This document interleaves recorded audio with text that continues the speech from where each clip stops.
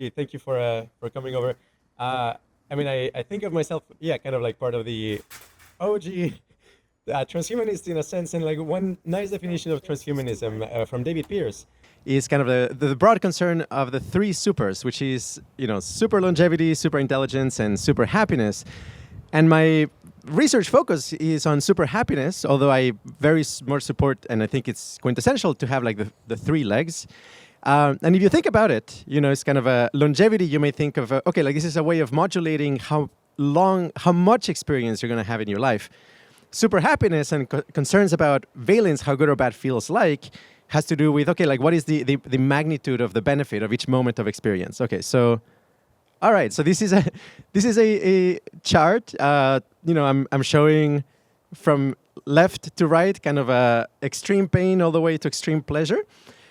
And, like we think of the pleasure-pain axis intuitively as kind of like a linear scale. But one of the, key pieces of research that we have identified is that there's a lot of reasons to believe that actually when people, say they're like at, 5 out of 10 pain or 7 out of 10 pain or so on, that's actually kind of a logarithmic compression of a distribution that looks more kind of like an exponential, or is at the very least a long-tail distribution.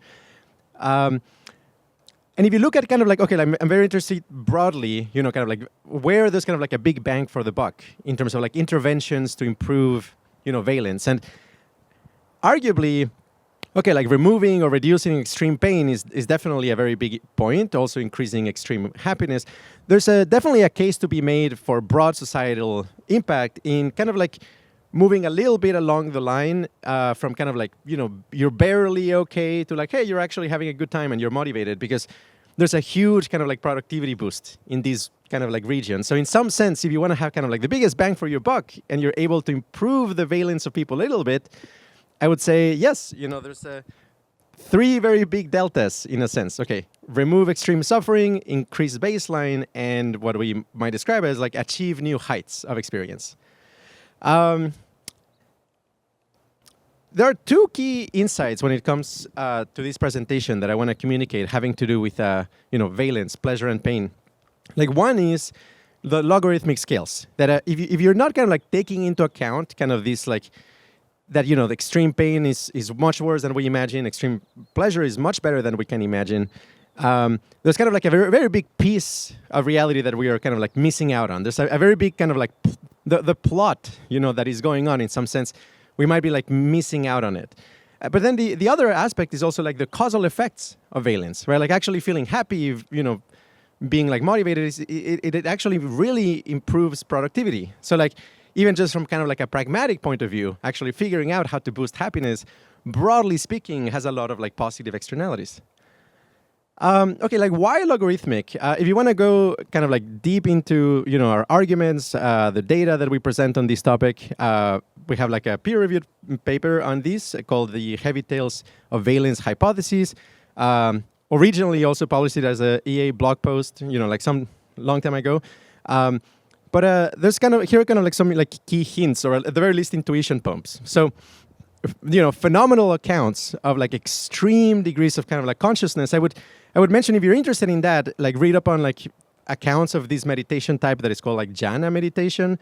How many of you here like have heard the term like Jhāna in the context of meditation? Okay, so it's maybe a little bit like diffuse in this context. But yes, like if you achieve that successfully, and it takes about like 600 hours of dedicated concentration work to get there on average, if you're like focusing in the right way. It's described as like reliably better than MDMA, and it's like something that doesn't cause like long-term physiological damage. It's not near toxic. It's not karyotoxic, and overall, it's actually just like salubrious. It's good for the health to do that sort of motivation. Seizures, like Dostoevsky famously said that with his temporal lobe seizure, he would trade 10 years of his life for just a few seconds of kind of like that sense of being connected to God, and everything is perfect, and just like the intensity and the richness of that experience. And that is very well documented, that a lot of people who suffer specifically from seizures that originate in the insula in particular, that is a very common phenomenological description. And in terms of substances, the one I would highlight as kind of like, okay, like this really is hitting on kind of like the long tails of valence is a 5-MeO-DMT. Colloquially, they also call it the God molecule. But it's like even much stronger than DMT, which is already described as like really, really, really intense. But yeah, I mean, people describe it as like, it's a 100x multiplier in terms of kind of like the intensity of, let's say, like an orgasm or something like that. So clearly, there's a wide range of kind of like intensity and quality of experience to be explored. Now, when it comes to, like pain, like some key indicators, like there's like particular diseases like cluster headaches, where like even, like the people who develop the scales for kind of like measuring what type or what level of cluster headache you have, they emphasize, this is a logarithmic scale. Like a 5 out of 10 is not half as bad as a 10 out of 10. It's more like, 10 times or 100 times difference. Neurological correlates. Maybe this is worth mentioning that like every study that looks at like raster plots, if you clamp on individual neurons and you kind of like track, okay, when are they getting activated, you always see this pattern of criticality where like it's not that you have kind of like, hey, like an average level of activity and there's like, it goes up and down in kind of like a normal distribution. It's more like you have like something that looks more kind of like avalanches. Every once in a while you have this huge cascade of activity, is mostly quiet, and then you have a few cascades here and there. And if you plot that, it looks more kind of like a log normal distribution. Like psychophysics can be interpreted from this perspective, like Weber's law, and like some QRI research that we have done. Here's a little bit of an intuition. I mean, if you think of, okay, like pleasure or pain in your body, and you think of like, okay, like the pleasure is increasing or the pain is increasing, if each of these kind of like points, like maybe kind of like symbolizes like a speck of that sensation, right? So what I'm showing here is that, like scoring your pleasure or pain in a scale might kind of like look like this in terms of like, okay, how many pinpricks per second you're experiencing or something along those lines. And, this is growing exponentially as we kind of like slide through the scale. But, from an external observer, they may get the impression, hey, like the thing is like growing linearly, but the reason why we kind of like end up compressing this into like something that looks like a linear scale is because, telling apart, this versus this plus one dot is kind of just like difficult to estimate at a glance, right? Like if you want to kind of like estimate at a glance, hey, is there a difference in the intensity of my pain? You actually need a change in proportion as opposed to a change in absolute size, which is, I think like a compelling reason why, okay, this is actually logarithmic compression.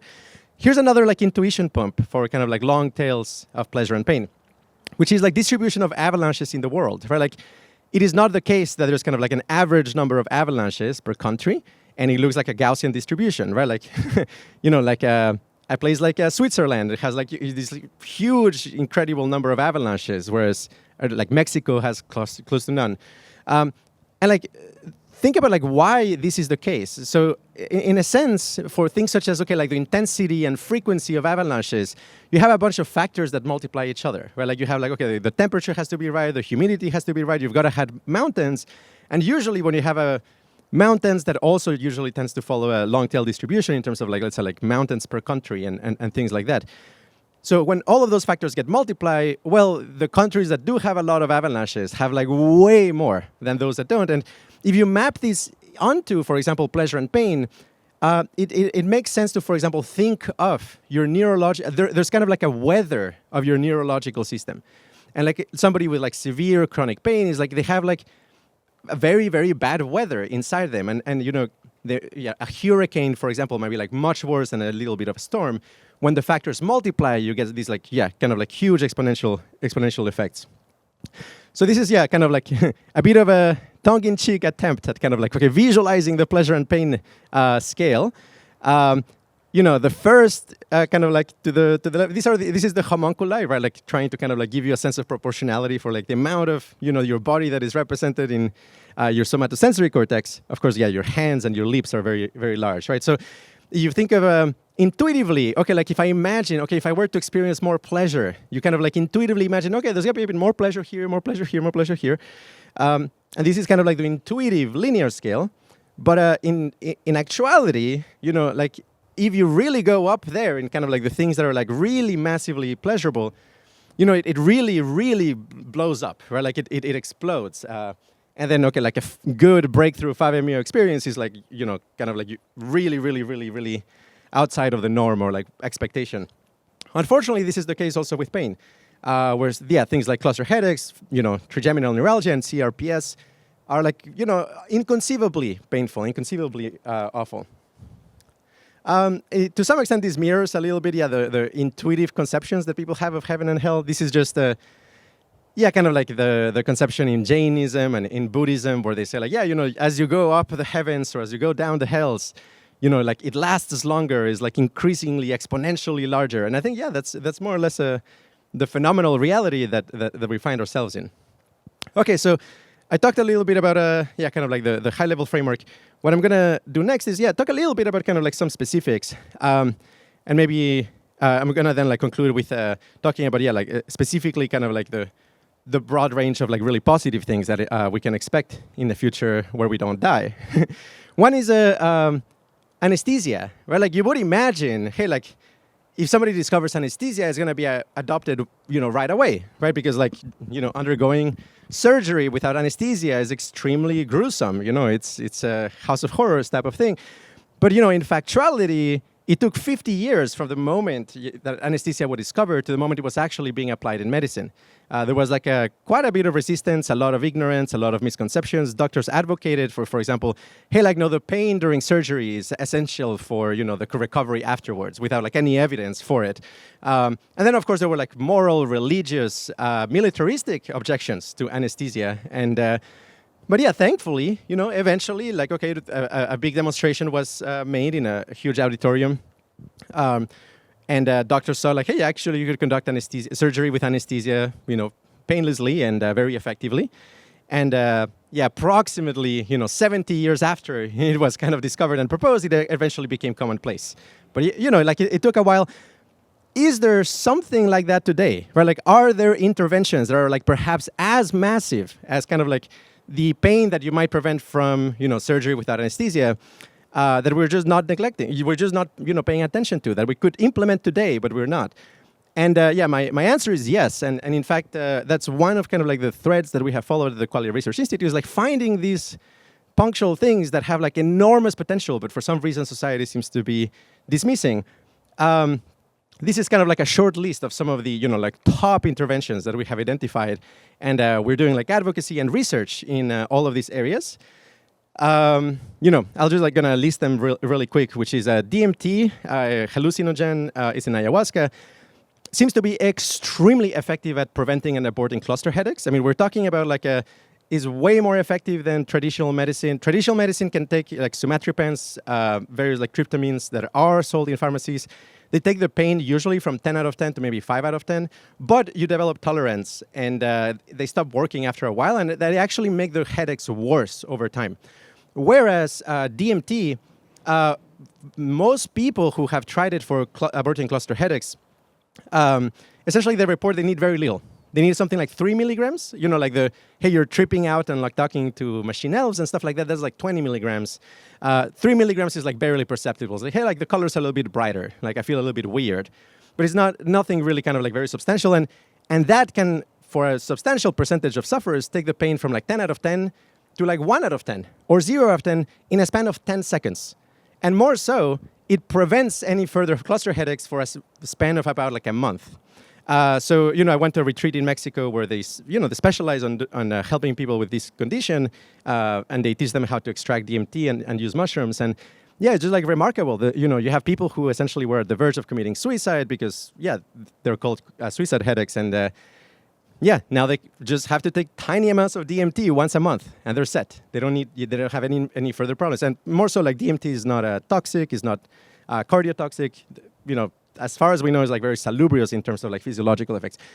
The second one is, we have like an analysis in the EA forum that we're seeking to publish also in academia, which is a kidney stone prevention. In particular, there's a supplement. I'm not shilling for this particular company, but and in fact, as far as we have seen, like it works like it's not very sensitive to which company you get the pills from. But there's this South American herb called Chanca Piedra.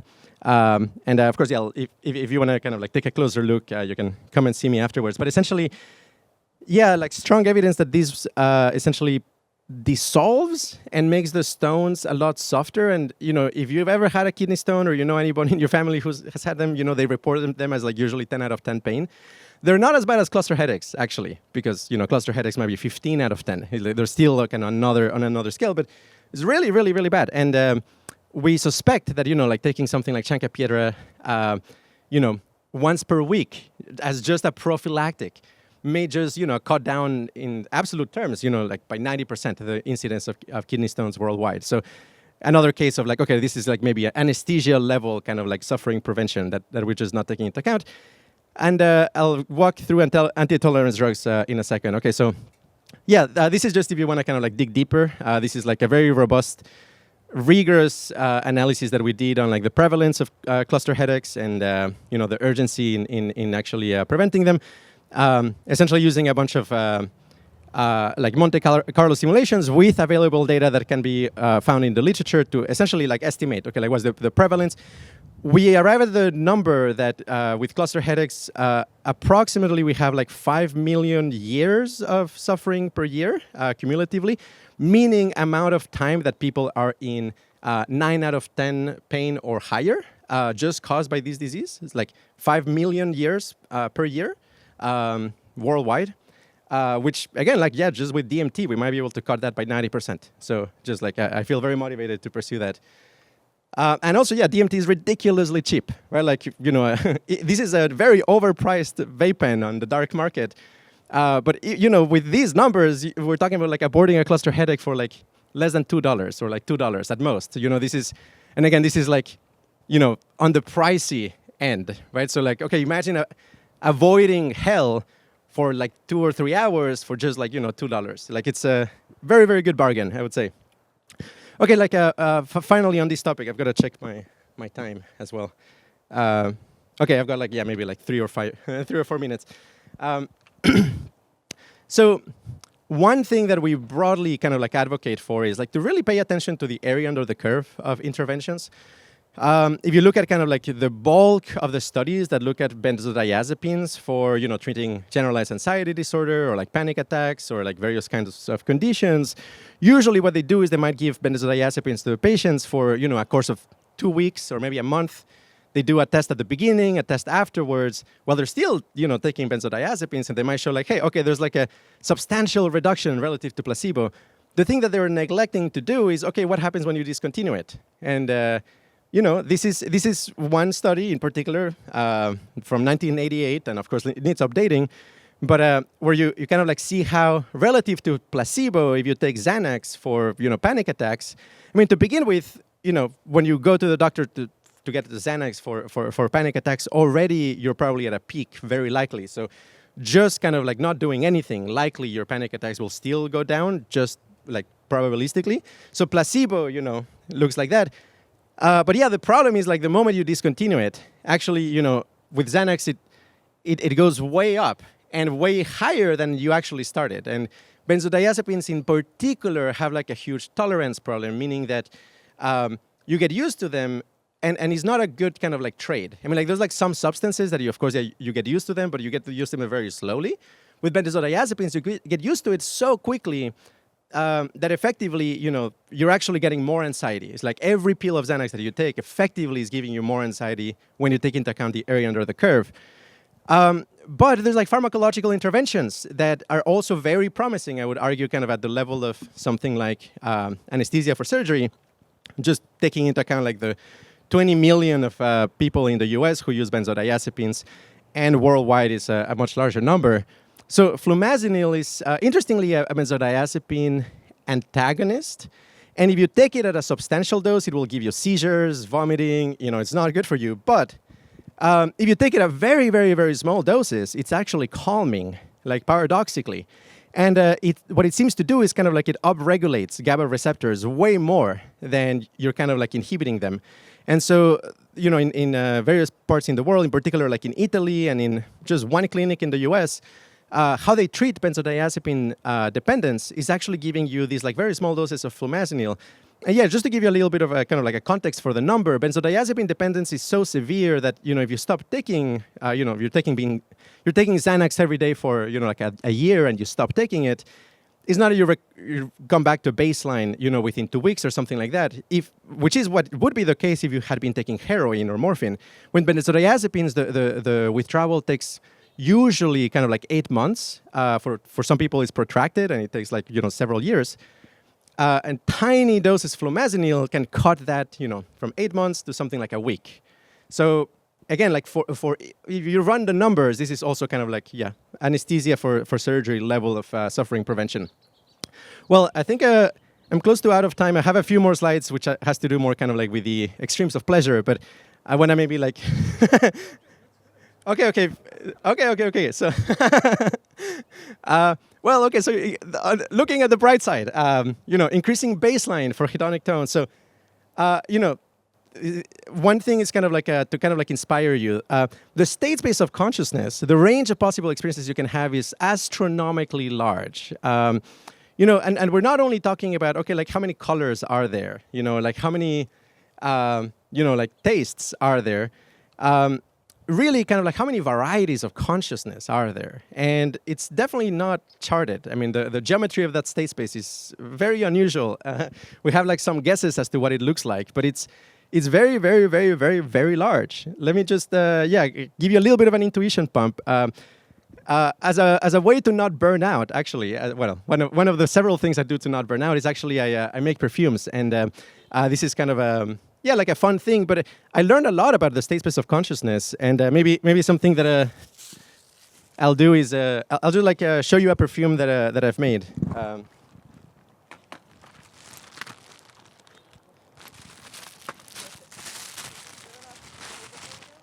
Sorry? Is it good enough to just look at perfume? No, you've got to smell it. Okay. And see what I mean. 1 second. Okay, so I'll ask you guys to pass this around. So cool. I'll pass them. Yes. Okay, let me pass those, and then I'll pass them around and share them because there's not enough for everybody. Okay, so. So that is like one perfume out of like 6 that we sell at QRI. This one is called Dust the Devil. Okay, so but the philosophy behind our perfume making is actually finding interesting, unusual effects in the state space of scent. It's like, okay, what is something that you wouldn't be able to predict that is out there unless you actually smelled it?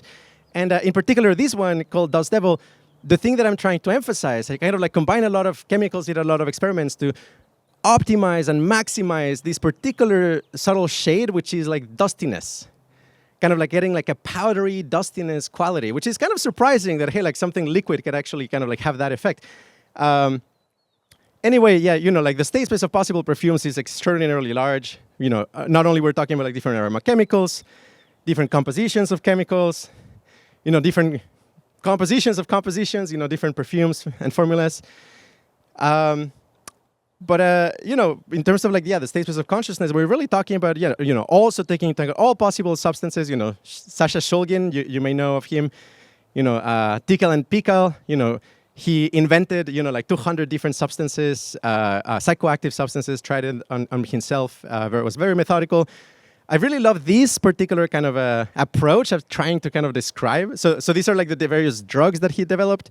Mostly tryptamines and phenethylamines, similar to mushrooms and mescaline, effectively. And this is kind of like, okay, like in each of the chapters for each of the drugs, okay, like some artist was trying to kind of like evoke the feelings that they were getting from each of those substances. And, you could imagine that in the future really kind of having like a dashboard of consciousness. It's like, okay, like here's like all of the varieties and textures of consciousness you could have, and you could like zoom in and experiment them and trigger in your consciousness. And, I don't think you would get, you would not get bored, and also like you wouldn't be done with it, even in 100 years.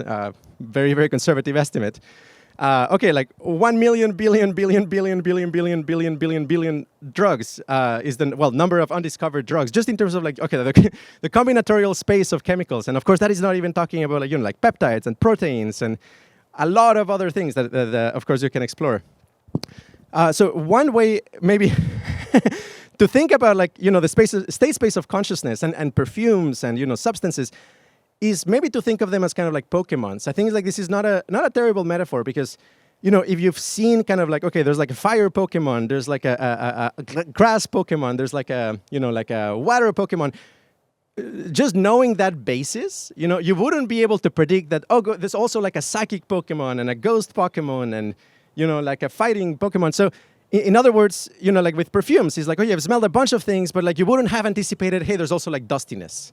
Or for example, there's also kind of like something that makes you feel frisson, these like French term. I also have another one like that produces that feeling.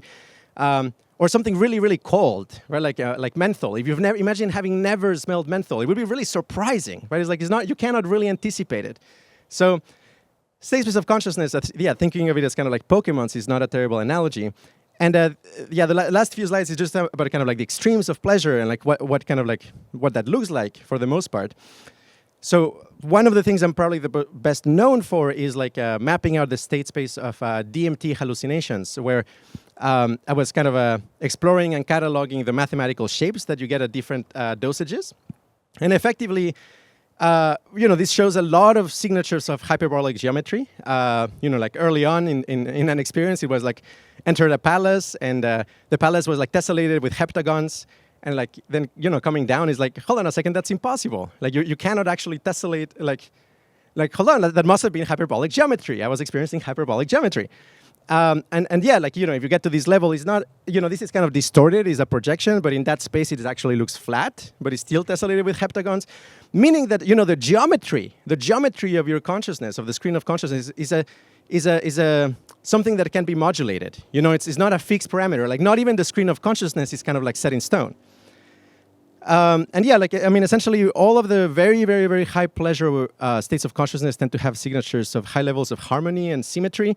Sounds very hippie-ish, and I really tried to disprove it, and it was not what I believed, but, after years of exploring this and conducting countless interviews is what I have concluded.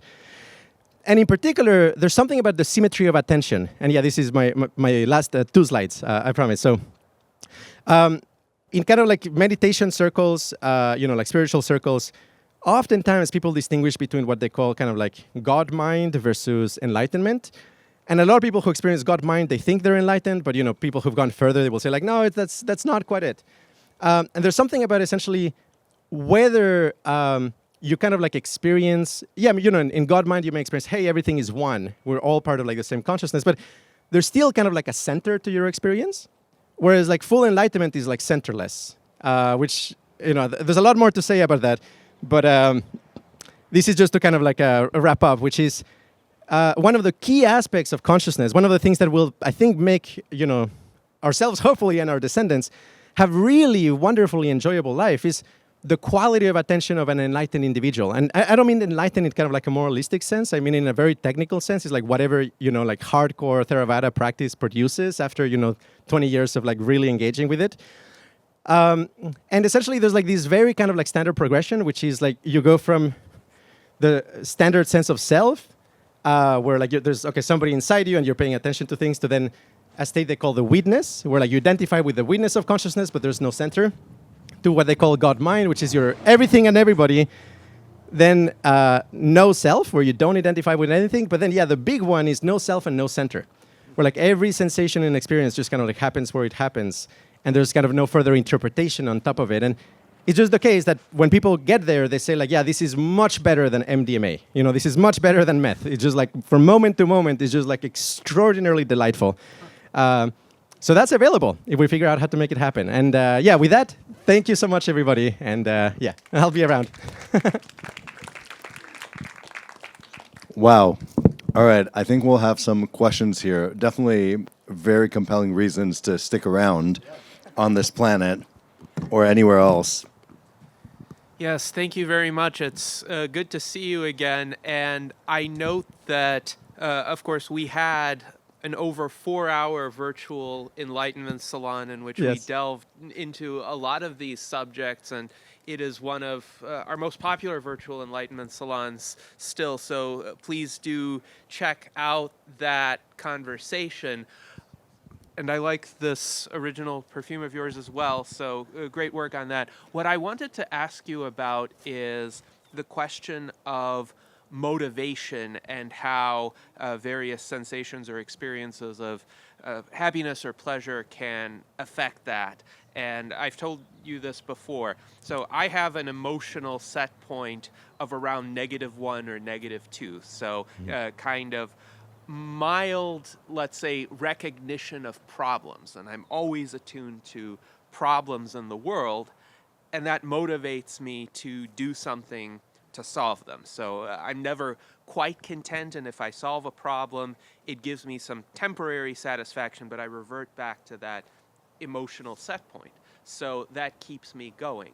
But I wonder if some of these experiences, especially of extreme pleasure, like being in an MDMA type of state or one of those trips, if they could sufficiently detach a person from that underlying reality, that person becomes oblivious to problems or threats, or at least underrates the importance of resolving them. Like if you have no self kind of perception, but really disease or physical danger are still omnipresent in the world, is there a risk that you wouldn't pay enough attention to those dangers and therefore not act to avert them in time? Great question. Great question. I think the full answer it's a nuanced thing, because it is very much the case that some people can be like persistently very productive at like, let's say, like -1 in kind of the pleasure pain scale. To a first approximation, I would say like the principal component is, broadly speaking, productivity is maximized when you're kind of like in 3 out of 10 pleasure, where people are kind of like, motivated, they feel very kind of like excited about the future, they're looking for opportunities, they're not afraid. There's a lot of kind of like factors like that. And, to a first approximation, some observations for sure is that extreme suffering is extremely demotivating, and for the most part, people who experience extreme suffering routinely, they become depressed and have anxiety. They don't produce very much. So, even just from a productivity standpoint, getting rid of extreme suffering is okay, like a no-brainer in a sense.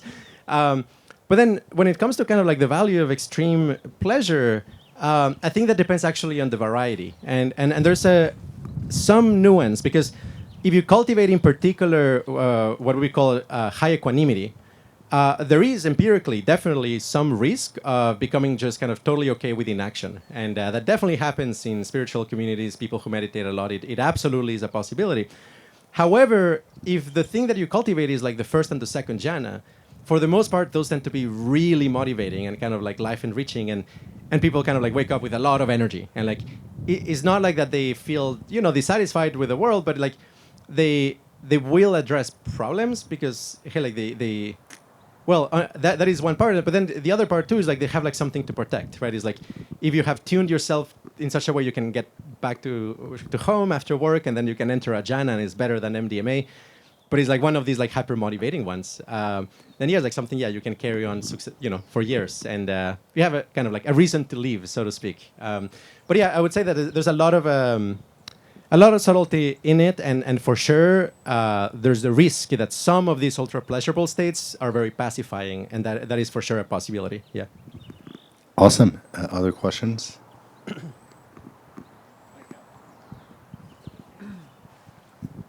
Yeah, thanks for the talk. I really enjoyed it. I'm not a consumer of psychedelics myself, but I found it really interesting that you attempt to quantify the variables that comprise the system. I liked Gennadi's question, but I won't bore you guys with a long speech. I just want to say really quickly that we'll have to check, because I published a paper that I call Desirability Index, that humans are optimizing for desirable response to stimulus per unit time as a continuous computation device. And I just thought it was interesting, because I think that some of your studies would be particularly relevant to sort of uncovering some of the secrets of what the Desirability Index might entail, specifically at a higher level of precision for what is desirable. So it's really interesting. Thanks for the talk. Awesome. Thank you. Yeah, I'll look into that. Yeah. Cool. Any other questions? Yeah, Robin. So many people, including me, think we may be entering an era where the human mind will be modified in many ways through and explore a large space of other minds. So how robust do you think these things are to that larger space? Is this just a feature of the way humans' minds happen to have been, or will AI generically be ecstatic through MDMA? I mean, come on. Yeah, wonderful question. And I remember, from Age of EM, you were like speculating on, okay, like what is the optimal kind of character that maximizes productivity? And then Scott Alexander in his review of Age of EM was saying like, well, like it's probably much worse because they will probably select people who are kind of like high on amphetamines all the time and just like they're actually highly irritated and just like maximum productivity, but they don't feel good about it. My guess is that like two things here. Like one is I do think we actually will need to make a concerted effort for what I call, broadly speaking, kind of like team consciousness to win, which is like the area of reality who cares about the quality of experience does need to make some important moves to kind of like protect that, because just maximum productivity and, you know, inclusive fitness maximization, etc., I don't think necessarily comes with, you know, preserving happiness or preventing pain or suffering. And for sure, at least in our models of how consciousness works and like how the brain works, for the most part, we do anticipate a lot of digital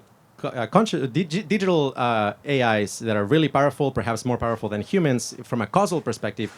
They won't be using valence at all for their computation.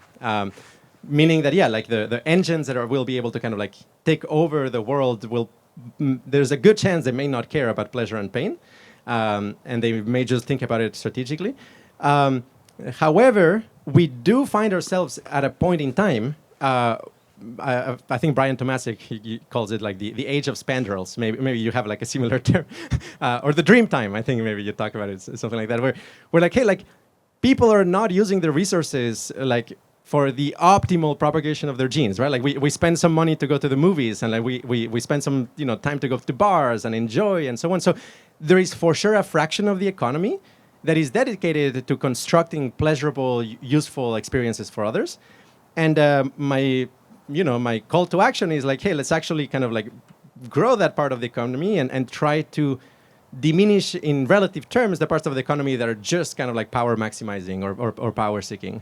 Very tough problem, but I think it is solvable with some technical solutions that I'm happy to talk about offline. Yeah. Cool. Let's have one or two last questions. Hi. Great talk. Thank you. So a couple of things. First, your distribution of pain and pleasure, one of the first slides. It kind of explains, I think, why reducing suffering is a foundation of human moral. And the other thing is that a lot of people kind of, it's probably not the most, the argument I encounter most often, but I do encounter it sometimes. The argument against extreme life extension is that, okay, it's just more of the same. Okay? It's like we've tried everything, and people can genuinely get bored. So I think this line of this may be a side argument, but it is nevertheless a strong argument that no, you haven't experienced everything. Yeah. Especially with the progress, the AI, and so on, and transhumanism, you will be able to experience much more. So there's a lot to look forward to. Yeah, absolutely. I mean, the tagline would be like, I would claim the era of knowledge has like scarcely begun. We're just like scratching the very, very surface at this point. Yes. All right. Any last questions? Okay, I think we're done. Give it up for Andrés Emilsson. Thank you so much. Thank you so much. Woo.